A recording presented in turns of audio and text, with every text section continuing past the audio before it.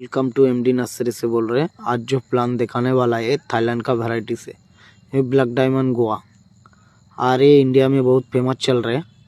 और ये देखिए कितना अच्छा हेल्दी प्लांट है। और ये अपना खुद का नर्सरी से मदर प्लांट करके रख दिया और ये गिफ्टिंग किया हुआ है।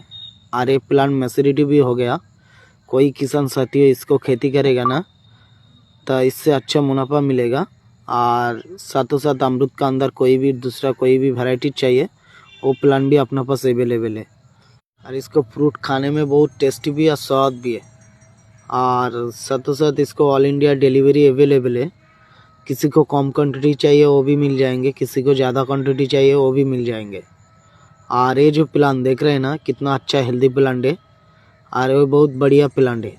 और इसका भर भर के फ्रूट होता है। कोई किसान साथियों खेती करेगा ना तो इससे मुनाफा अच्छा मिलेगा। और ख़ास करके ये बात है ये अपना कॉमरेट में मिल जाएंगे अपना पास।